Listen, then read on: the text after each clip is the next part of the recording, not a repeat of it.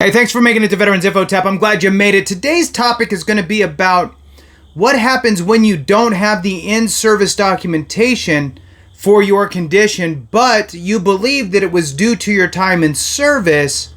However, your condition is not a presumptive condition. Therefore, you need to prove the nexus. So I wanted to dive into this a little bit because I just saw an article that caught my attention on this very subject. So please, hit the thumbs up, subscribe, share with a friend, all that good stuff. I really appreciate it.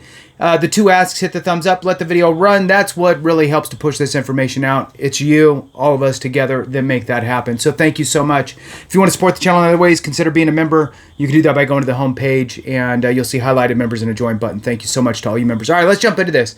So this is often the case, right? You're a veteran. Some ailment that's strange comes over you. Maybe you don't have a family history of it, and it's just kind of out of the blue, and you're like, man, this has got to be from when I served wherever, or during my time in service for whatever reasons. But you don't have really any documentation to back it up from your time in service, right? Nothing definitive. And it's not a presumptive condition. Presumptives are great. Don't get me, I love presumptives because... Why? Because presumptive conditions eliminate the need for a nexus. You do not need to prove that your condition was caused by or manifested during your time in service. So one of the things that you can do, and this is what's going to take me to this article that I'm going to read and see what it talks about, but it just sparked this thought in my mind that I wanted to share. The more information you can find about either your MOS, your duty stations, or just being in the military in general is linked to your specific condition. In other words, are veterans who served in specific locations, are veterans who had certain MOSs, right? Any one of those, more likely to come down with a certain condition. If the answer is yes, well, now you have a strong foothold for a nexus followed up with a nexus letter from your doctor citing the studies, right? So that's kind of where I'm going with this, is you building that nexus, proving to the VA, remember that in this process, this legal process of claims adjudication, right?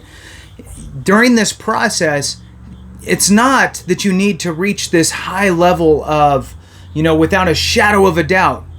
What the VA is saying is prove that you're at least as likely as not to have this condition manifest or be due to your time in service. So the threshold is if evidence is in equipoise, meaning it's equal on both sides, the VA is supposed to rule in your favor. Now, do they always get it right? No. They screw that one up, but luckily, you have the Board of Appeals that you can push to, and here's the thing. If you push your claim through the review process of higher level review, supplemental claim, and you decide, you know what, I need to push it to the board, and the board gets that claim to review, there's about a 30% chance that you're going to win. That's just statistical, right? So of 100 claims that get seen by the board, around 30 get approved. So just kind of food for thought. It just shows you that they don't always get it right at the VA. So with that, let's jump into this. The headline, and this is what sparked my attention, is a study finds skin cancer risk increased in U.S. veterans. So what does that tell me? The headline alone, obviously, if I can find the study, use that information, try to pull up other studies, whatever else, right? But that alone is telling me, oh, if I have skin cancer and it's not a presumptive condition, this might be a way to help build the nexus, right? So let's read on here. This just came out September 5th, which is today, of 2024. So let's jump in. Top line here, compared with non-veterans, U.S. veterans show a higher prevalence of and risk of skin cancer, sunburn, and certain dermatological dermatology type stuff, like Porky Pig over here. Conditions according to a study. Methodology, it goes on. There's a few bullet points here. Researchers analyzed the prevalence and likelihood of skin cancer and other dermatology type conditions between veterans and non-veterans using national representatives NHANES data collected over 2 decades. Hey doc, when you're writing that Nexus letter, here's this, some analyzed information and studies, and this is over the last couple decades. It gives them some rationale for their decision to say, hey, look, your skin cancer is at least likely is not to be due to your time in service, or actually it could be more than likely based on the study, right? So, moves on to say they included 61,307 participants with 54,554 non-veterans, 42.76% men, 65.78% non-Hispanic white individuals, and 6,753 veterans, 92.7% men, 80.42% non-white, non-Hispanic white individuals. Huh. All right, so that's the demographic of the study. A total of 54,991 participants, 48,248 non-veterans, and 6,713 veterans answered questions about their cancer history. It moves on here into a takeaways section, and it's got 4 bullet points here. Veterans had a higher prevalence of skin cancer than non-veterans, 9% versus 2.9%. Specifically, the prevalence of melanoma. Non-melanoma skin cancer was 5.1 versus 1.6, and skin cancer of unknown subtype 2.2 versus 0.8 was significantly higher in veterans. Interesting. Moving on, veterans showed elevated risks of any skin cancer, melanoma and non-melanoma skin cancer after adjusting for demographic factors. So they gave some more adjustments there. Moving on, let's see, 2 more bullets. Veterans also had a higher risk for cirrhosis, but not for eczema and other types of inflamed rash in the previous 30 days anywhere on the body, although risk was significantly increased when localized to the arms. That's interesting as well. Veterans were more likely to spend time outdoors on work days, but their status did not differ significantly from that of non-veterans in sunscreen use or other sun protective behaviors. However, veterans had a 44% to 45% increased risk of severe sunburn after brief sun exposure. That's interesting as well.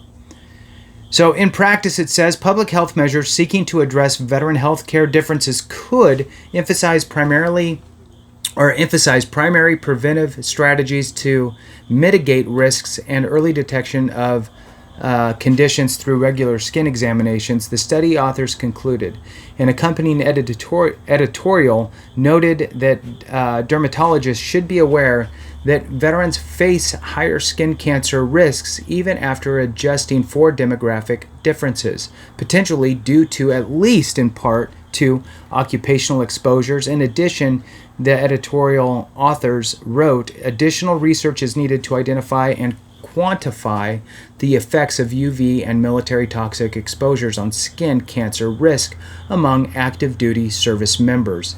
The study was led by a name I can't say, Shaheen Rizai from the Department of Dermatology, Stanford University School of Medicine, Stanford, California, and was published online on September 4th in JAMA Dermatology. The authors of the editorial are from the Departments of Dermatology at Brigham and Women's Hospital, Boston, and Vanderbilt University, Nashville, Tennessee. Moves on. Limitations. Skin cancer, psoriasis, and eczema were self-reported, and the predominance of older white men limited the